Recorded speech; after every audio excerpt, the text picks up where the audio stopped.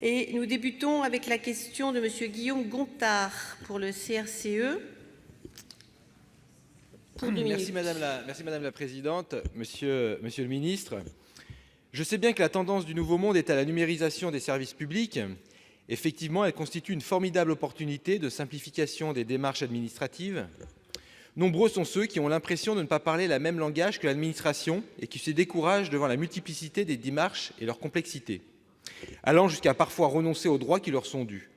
Nombreux sont ceux également qui bénéficieront de cette formidable possibilité de pouvoir réaliser ces démarches administratives à toute heure du jour ou de la nuit, sans attendre une RTT ou poser une demi-journée.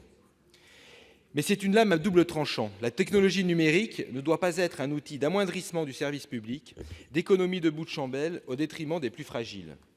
L'enquête du Défenseur des droits de juin dernier sur les impacts de la numérisation des services publics révèle qu'elle ne rend pas service à ceux qui en auraient le plus besoin lorsqu'elle se substitue à l'accueil humain. Elle revient alors à ériger un nouveau fossé entre l'administration et les citoyens. Numérisation ne doit pas rimer avec désertification, car Internet n'est qu'un outil qui ne peut se substituer intégralement à l'humain.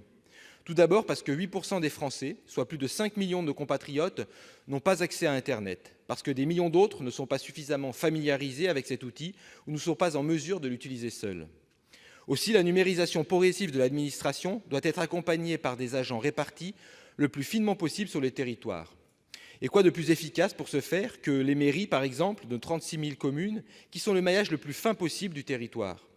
On pourrait imaginer, et il y a eu des exemples, de permanences hebdomadaires ou pluri-hebdomadaires dans nos mairies, réalisées par des agents et des travailleurs sociaux pour accompagner toutes celles et tous ceux qui ne sont pas en mesure d'effectuer seuls leurs démarches en ligne. Alors, Monsieur le Ministre, ma question est simple. Quelle assurance et moyens pouvez-vous donner pour garantir dans toutes les communes de France un accompagnement humain et de proximité au service public dématérialisé? Merci. Merci, Monsieur le Ministre Mounir Mahjoubi. Madame la Présidente, Mesdames et Messieurs les sénateurs, Monsieur le Sénateur, de nombreuses questions pendant ce débat vont aborder par différents angles ce sujet, donc je me permettrai à chaque fois d'apporter des questions qui ne réaborderont pas la totalité, mais qui permettront d'aborder un sujet. Vous êtes le premier à poser une question sur la numérisation des services publics. Vous avez vous-même rappelé que pour beaucoup de Français, quand on sait utiliser et quand ça fonctionne bien et qu'on a accès au réseau, c'est une révolution. Sur les cartes grises, par exemple, si on sait se connecter à Internet, que ça se passe bien sans bug et qu'on y va, c'est chaque année plusieurs millions de cartes grises qui fonctionnent.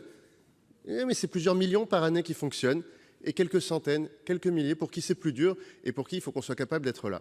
Donc rappelons que les services publics numériques, ça apporte du bien dans la vie. Mais, et vous savez, ça a été une de mes inquiétudes dès que je suis arrivé, nous avons nous-mêmes été producteurs d'analyses, de rapports, pour montrer que 20% des Français ont une difficulté majeure avec le numérique et que pour eux, il faudra toujours qu'on apporte des solutions. Ce que j'ai rappelé, le président de la République nous a donné un objectif. Permettre que 100% des services publics soient disponibles en ligne d'ici 2022. Ça ne veut surtout pas dire que tous les services publics deviennent 100% numériques. Ce n'est pas la même chose. C'est qu'ils soient tous disponibles en ligne. Mais ce que nous avons aussi rappelé, c'est que pour tous les services publics qui seront disponibles en ligne, il y aura aussi un être humain, la chaleur d'un être humain disponible pour accompagner, pour orienter, pour être là pour ceux qui ne savent pas du tout ou pour ceux qui ont besoin d'être orientés. Et c'est là aussi le travail qu'ont mené les équipes de la mission Société numérique toute l'année, en collaboration avec les départements, en collaboration avec les régions de France, c'était de rentrer dans la finesse de qui sont ces oubliés du numérique. Quels sont ceux qui n'ont pas le réseau, quels sont ceux qui n'apprendront jamais, quels sont ceux que l'on peut former, et quels sont ceux qui, mieux que cela, peuvent profiter de cet apprentissage du numérique pour même en faire une compétence professionnelle. Nous reviendrons sur chacun de ces points dans les prochaines questions, mais encore une fois, nous partageons une conviction, le numérique, quand ça fonctionne, c'est important, donc il faut le faire, et pour tous les autres, il faut être très présent, et on ne remplacera jamais un être humain pour celui qui est perdu. Merci. Monsieur Gontard, souhaitez-vous répliquer?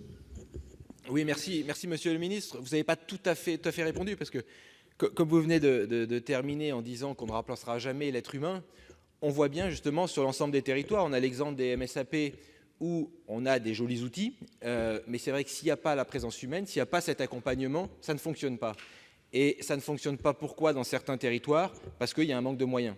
Et qu'à un moment donné, il va falloir se poser la question, justement, et notamment sur les territoires ruraux, où oui, ça peut être un plus, ces MSAP peuvent être intéressantes, peuvent apporter un service supplémentaire, à condition qu'on y mette un minimum les moyens et à condition qu'on y mette l'humain derrière.